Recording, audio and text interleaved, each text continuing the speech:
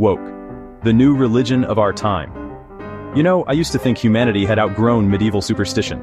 But then I opened Twitter. Turns out we didn't get rid of religion. We just rebranded it. And the new church? It's not in Rome. It's in the HR department. It's in college classrooms. It's in your kid's TikTok feed. And yes, it has its own blasphemies, heresies, doctrines, and even its own inquisition. Blasphemy. The forbidden words. In the old days, blasphemy meant saying something unspeakable about God. Today, blasphemy is saying something unspeakable about biology. Want to test it? Say, men and women are biologically different. Watch the mob's eyes light up. That's heretic-level blasphemy right there. Or whisper, races are essentially equal, so maybe we shouldn't rig outcomes through DEI quotas. Congratulations, you just cursed in the high temple of wokeness. And the punishment? You don't get burned at the stake. No, much worse, you get cancelled. Once upon a time, blasphemers were dragged into town squares and stoned. Harsh, but at least the rocks eventually stopped flying. Today's stoning is much more efficient.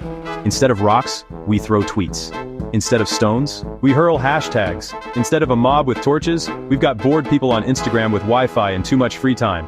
And if that doesn't finish you off, don't worry, someone will dox you. Your home address becomes the modern-day pillory. Attention mob, throw your digital tomatoes here. Heresy. Questioning the official creed. Every religion has heresy. In the Middle Ages, doubting the priest could get you exiled. Today, doubting the consensus will get you vaporized online. Take climate change. The dogma says, it's real, it's catastrophic. And if you even raise an eyebrow, you're a heretic. You don't have to deny it outright. Just ask a simple question like, just suggest the real question isn't whether humans affect the climate, but how much. Or point out that fossil fuels, while messy, might actually fuel the prosperity needed to invest in cleaner energy later. Congratulations, you've just earned yourself a digital auto-da-fe. Careful, nuance is the gateway drug to heresy. And here's the insidious part. The woke religion loves to invoke science. But not science the method, not science the evidence. No, they mean scientific consensus. Which, fun fact, is not science at all. It's a show of hands, a popularity contest in a lab coat. In Christianity, it was the Trinity. In Islam, it's the 5 pillars. In wokeness, it's things like, gender is assigned at birth. Notice the phrasing. Not biological sex, which is based on the scientific reality of whether someone is a genetic donor, male, or genetic recipient, female, in sexual reproduction. No, biological terms are replaced with theological ones. Assigned at birth, as if a doctor is a priest, handing down the sacrament of gender like communion wafers.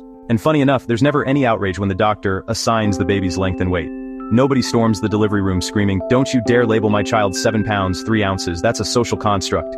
Give it a few years, and they'll probably insist baby length exists on a spectrum too. He's not 20 inches, he identifies as 27. And instead of discussing the traits that have always influenced reproductive strategies, masculine traits like strength and provision, feminine traits like youth, nurture, and caregiving, we must chant the new doctrine, gender is fluid. Question that, and you're the modern-day Martin Luther, nailed to the Twitter wall. In the Catholic Church, you confessed your sins to a priest. In wokeness, you confess your privilege to a diversity trainer. But here's the problem. Privilege isn't measured against hardship. You might be privileged in one way, but crushed by hardship in another. Maybe you're white but poor. Maybe you're male but disabled. But the woke ledger doesn't care. It doesn't balance your credits and debits. It just demands you keep repeating, "Forgive me, diversity, for I have sinned. My privilege is great." And of course, no religion is complete without indulgences. In the Middle Ages, you could buy forgiveness with money. Today, you can buy indulgences too, through a carbon tax, a corporate donation, or a carefully worded Instagram post with the right hashtags. Offset your sins, only $19.99 a month. And the question no one dares ask is, what is privilege anyway? If it's not weighed against suffering, it's just a word used to keep people guilty, silent, and obedient. Which, by the way, is exactly what religions have done for centuries. Modern translation? If someone says they feel oppressed, you are not allowed to question it. You must accept it as holy writ. You don't get evidence, you don't get citations, you get feelings, and your job is to nod, close your eyes, and say, I believe. It's the Nicene Creed of wokeness. I believe in all lived experiences seen and unseen. Back in the Crusades, Muslims and Christians slaughtered each other simply because they prayed to different gods. Fast forward to today, and it's the same script, just different costumes. Now it's left versus right. If you wear the wrong hat, vote for the wrong high priest, or stand in the wrong pew, you're the enemy. And like any religion, it has its martyrs. Consider how Charlie Kirk's assassination has already been framed by some as a kind of martyrdom. When death itself gets described in religious terms, you know you're not just looking at politics, you're looking at faith, zealotry, and the making of saints and demons. Hating a Christian because he wasn't Muslim is no different than hating a MAGA voter, simply because he chose a different political messiah. It's not politics, it's sectarian hatred dressed up as morality.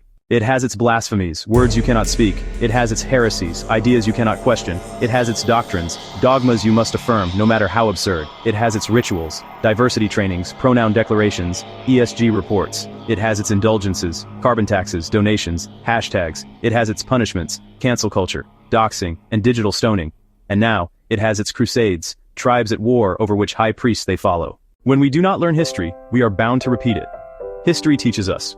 Whenever religions dominate, oppress, and wage war, society suffers. Progress stalls. Fear rules. It's only when reason and enlightenment break through that culture flourishes. That was the hallmark of America's founding. Jefferson and Hamilton radically disagreed. Furiously, passionately, constantly. And yet, when the debates were over, they could still sit down and share a drink together. Disagreement without hatred, argument without exile. That's the culture that gave us freedom. And maybe, that's the culture we need to find again.